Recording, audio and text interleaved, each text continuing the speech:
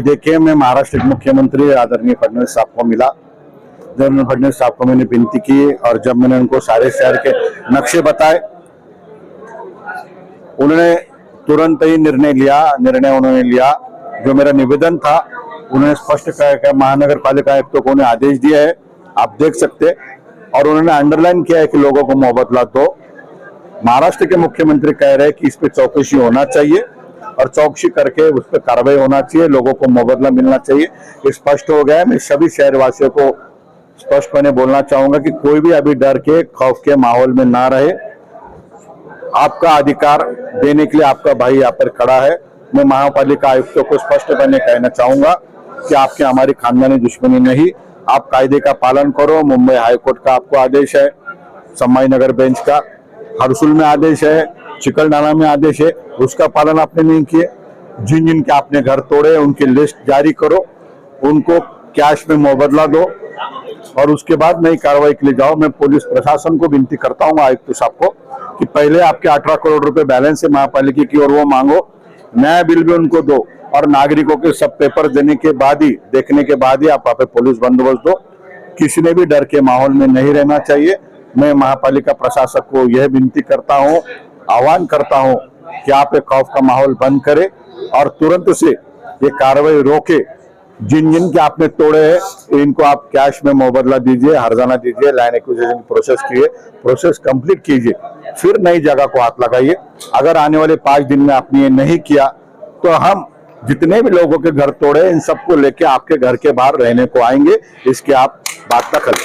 5 दिन का आपने जो अल्टीमेटम दिया है, रोक रकम का जो आप मुआवजा मांग रहे हैं, तिजोरी में तो पैसे नहीं महानगर पालिका, फिर पैसे नहीं तो फिर क्यों तोड़े, इसका जवाब उन्होंने देना चाहिए। अगर आप तोड़ोगे, आप लोगों को मुआवजा भी नहीं दोगे तो ये लोकशाही है या गुंडाशाही है, इसका जवाब वो देंगे। ये तोड़ने के पहले उन्होंने सोचना चाहिए था। मेरे बाजू फुलचंद भाई खड़े, इनके पास गुंटेवारी का आदेश है। मेरे बाजू चिकलठाना मुकुंदवाड़ी के लोग खड़े, इनके पास जुना आदेश है।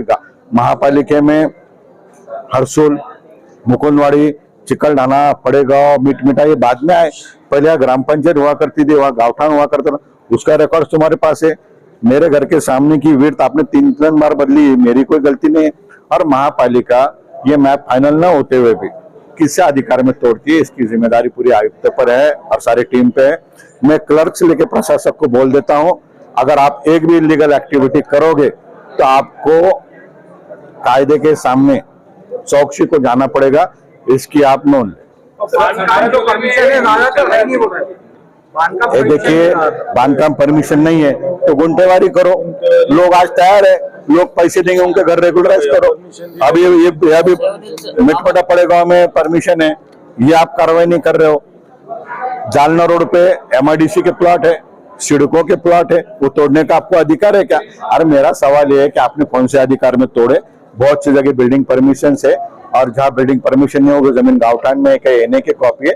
ये सबको, मेरे को महापालिका आयुक्त को ये बोलना है कि आप इन सबका विचार करो, आपने जो तोड़ा उसका हर्जाना दो, इसके बाद जो आपको विकास करना है उसके लिए हम साथ रहेंगे, उसके लिए चर्चा करो, लोगों को न्याय दो। अगर आप न्याय नहीं देंगे, दादागिरी से तोड़ेंगे तो ये अब चलने वाला नहीं।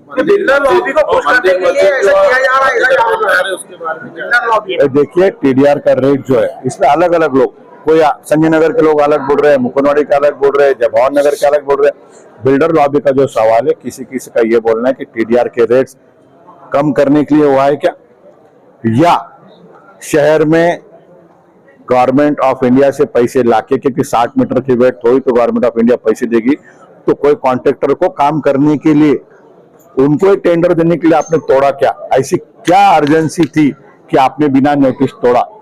ऐसी क्या ख्वाब आपको आया कि कल सुबह उठ के आपने तोड़ा? जैसा करीब आपने सारे शहर में घूम के लिया, तो जिम्मेदारी भी शहर में घूम के लो और लोगों को खौफ से बाहर निकालो, लोगों को न्याय दो, लोगों को कैश स्वरूप में पैसा दो। और मंदिर मस्जिद की जो बात हुई, धार्मिक स्थल का तो प्रोटेक्शन होना ही चाहिए। मंदिर के बारे में भी मेरी लोगों से चर्चा हुई, उन्होंने भी कहा, जैसे हरसुल में बात हुई, उन्होंने कहा कि सामने का जो एरिया है वो हम दे सकते अगर मुआवजा मिला। तो ये बड़ा सेंसिटिव सब्जेक्ट है, शहरवासियों के तो आभार मानना चाहिए, किसी ने उफ भी नहीं किया। इसका आप गैर अर्थ मत लो। दादागिरी के माहौल में अब लोग नहीं रहेंगे। महाराष्ट्र के मुख्यमंत्री अब हमारे साथ है, मुख्यमंत्री का आदेश हमारे साथ है, उसका पालन आप करो। ये दूसरे सियासी लीडर मैदान में ही दिख रहे हैं, आप नहीं दिख रहे सर। सतारा परिसर वहाँ पे एक दहशत का माहौल बना हुआ है कि आज गुंटेरी को लेकर वहाँ पे 600 स्क्वायर फीट की जगहों को लेकर बहुत ज्यादा बदला रहे खर्चा। देखो, क्या कहेंगे? इसके बारे में मेरे को रेट्स के बारे में पता नहीं, मैं सबसे चर्चा करूंगा। वो मांग भी मैं सरकार की तरफ रखूंगा। महानगर पालिका ने लोग जो रेगुलराइज करने के लिए आगे आ रहे हैं उनको खुशी से पैसे स्वीकारना चाहिए। मैं तो बोलता हूं उनको टप्पे से पैसे लेना चाहिए और लोगों के घर रेगुलराइज करना चाहिए। सादी सी बात है। यहाँ पे भारत के प्रधानमंत्री चीख चीख के बोल रहे हैं कि हर एक को मेरे को प्रधानमंत्री आवास में घर देना है और तुम लोगों को बेघर करे। महाराष्ट्र के मुख्यमंत्री बोल रहे हैं कि मेरे राज्य में कायदे का पालन होगा और आप हाईकोर्ट के ऑर्डर को फेंक रहे।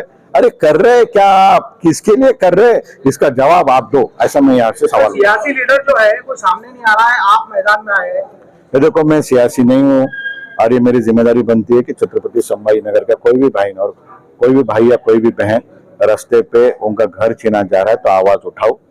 मैं कायदे को मानने वाला हूँ और ये कायदे में इसलिए मैं आवाज उठा रहा हूँ। अगर हमारी गलती होती, हम कायदे में नहीं होते तो हम शब्द से भी नहीं बोलते, पर कायदा है, कायदे के अंदर अगर आप हमको मुआवजा नहीं दोगे तो रही सियासत लीडर की बात तो लोग डिसाइड करेंगे। जनता है, जनता निर्णय लेगी, हमको उससे लेना देना है। Thank you.